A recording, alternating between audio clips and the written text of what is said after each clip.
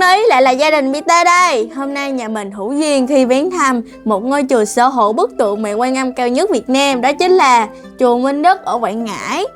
Chùa nằm cạnh dòng sông Trà Yên Ả, đối diện chính là cầu Cổ Lũy mới vừa được đưa vào sử dụng. Chùa Minh Đức tọa lạc tại xã Tịnh Long, huyện Sơn Tịnh, tỉnh Quảng Ngãi.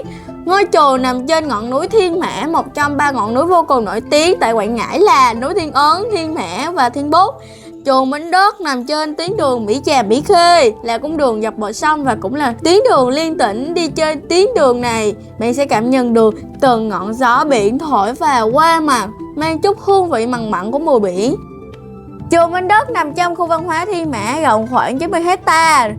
Được biết khi dự án công trình này hoàn thành thì khu văn hóa Thiên Mã sẽ là khu du lịch tâm linh đầu tiên tại Quảng Ngãi. Khu văn hóa cùng chùa Minh Đức được xây dựng trên ngọn núi Thiên Mã với độ cao 75 m so với mực nước biển.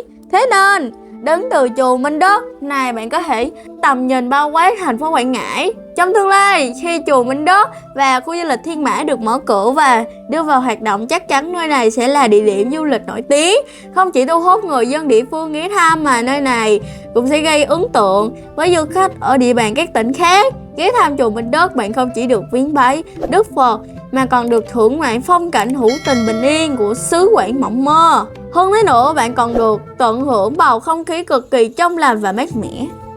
Theo mình thấy, điểm nhấn của ngôi chùa Minh Đức sẽ là dự án tượng Quan Âm cao 125 m. Đây được xem là bức tượng cao nhất Việt Nam. Nếu như hoàn thành và dự tính, bức tượng sẽ được đúc xong vào cuối năm 2023. Tượng Quan Thế Âm Bồ Tát tại chùa Minh Đức sẽ được xây dựng bao gồm 25 tầng. Du khách có thể di chuyển và được bên trong và được sử dụng thang máy để lên các tầng phía trên. Bức tượng sau khi hoàn thành sẽ trở thành tượng Phật cao nhất Việt Nam với chiều cao 125 m. Bức tượng cao hơn cả bức tượng tại núi Bà Tây Ninh cao 72 m và chùa Linh Ấn thành phố Đà Lạt cao 71 m. Từ tầng thứ 11 sẽ ở vị trí phần bụng của bức tượng Quan Thế Âm ở chùa Minh Đức.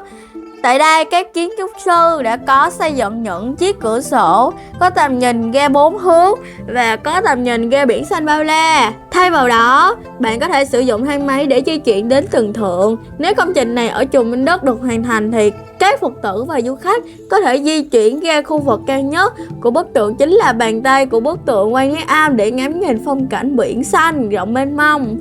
Dự kiến bức tượng tại chùa Minh Đức sẽ được đúc với hình tượng Quan Thế Âm Bồ Tát đứng trên đài hoa sen, tay cầm bình nước cam lộ. Bên trong bình nước chính là nước thánh giúp rửa trôi những đau khổ, ốm đau, bệnh tật, hồng trần. Bức tượng được đúc có hướng nhìn ra biển như đang nhìn thấu hồng trần chúng sinh, giúp những con người đang khó khăn dưới kia vượt qua nghịch cảnh, vượt qua đau khổ.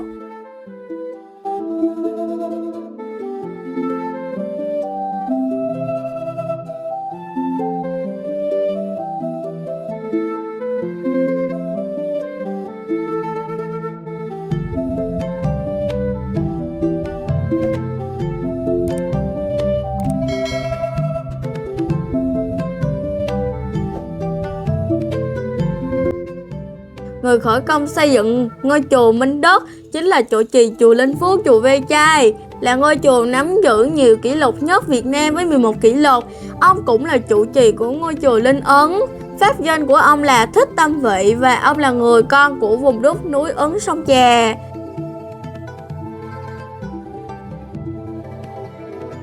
Ngoài ra, trước đó chùa Minh Đức cũng đã cho đúc thành công bức tượng Phật Di Lặc, cũng vô cùng ấn tượng không kém. Tính đến thời điểm hiện tại, bức tượng Quan Thế Âm đã được đúc gần xong và trong tương lai bức tượng hoàn thành sẽ trở thành công trình kiến trúc nổi tiếng tại chùa Minh Đức.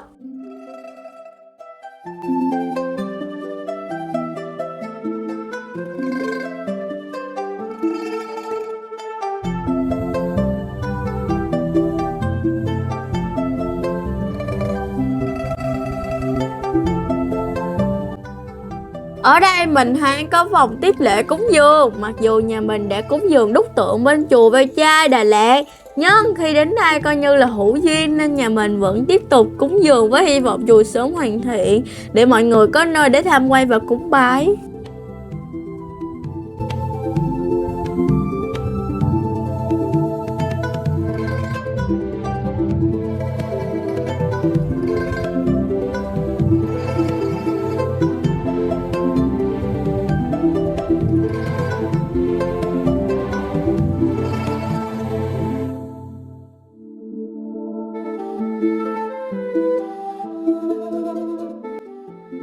Chánh điện tại chùa Minh Đức rộng gần 12.000 m², điểm cao nhất của chánh điện lên đến 51 m.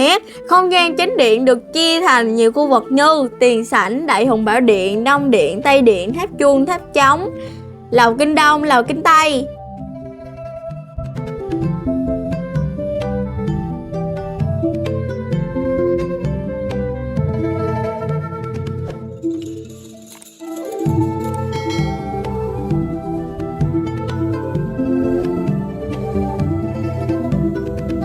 Bên trong đó, Đại Hùng Bảo Điện là khu vực sở hữu 3 bức tượng Phật cao 21 m tại chùa Minh Đức. Ở giữa là Phật Thích Ca và bên phải là tượng Phật Dược Sư, bên trái là tượng Phật A Di Đà. Ở phía đông và phía tây của Đại Hùng Bảo Điện được chạm khắc 64 bức phù điêu kể về cuộc đời Đức Phật.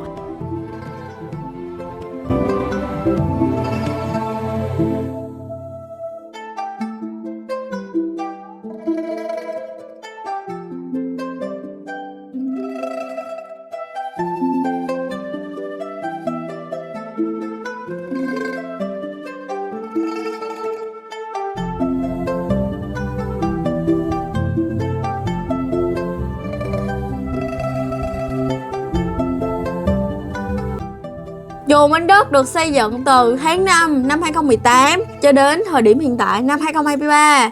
Đã 5 năm và công nhân làm việc xây dựng ngôi chùa đang ngày đêm gấp rút hoàn thành dự án để người dân và du khách gần xa có nơi để tham quan và viếng bái. Được biết, dự án khu văn hóa tâm linh Thiên Mã và chùa Minh Đức được tỉnh phê duyệt với kinh phí 1.000 tỷ đồng. Tính đến thời điểm hiện tại, ngôi chùa đã hoàn thành gần 70% công trình với khu Long Hoa Viên và tượng Di Lặc.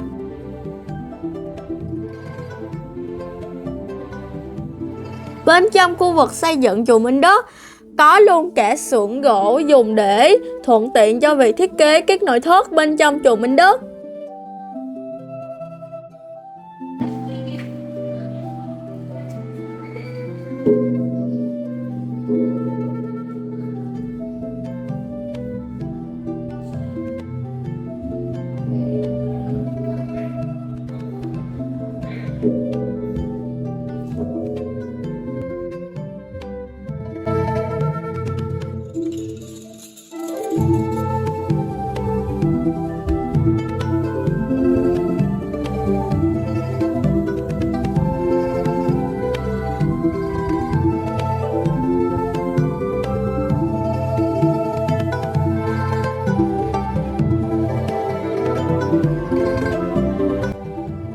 Hiện tại chùa Minh Đức vẫn chưa hoàn thành và đang trong quá trình xây dựng. Tuy nhiên vào dịp Tết năm 2023 cũng đã rất nhiều người dân địa phương ghé thăm chùa Minh Đức để chụp ảnh với phong cảnh yên bình nên thơ từ núi Thiên Mã. Dự kiến trong tương lai, khu du lịch Thiên Mã cùng chùa Minh Đức sẽ trở thành địa điểm du lịch nổi tiếng.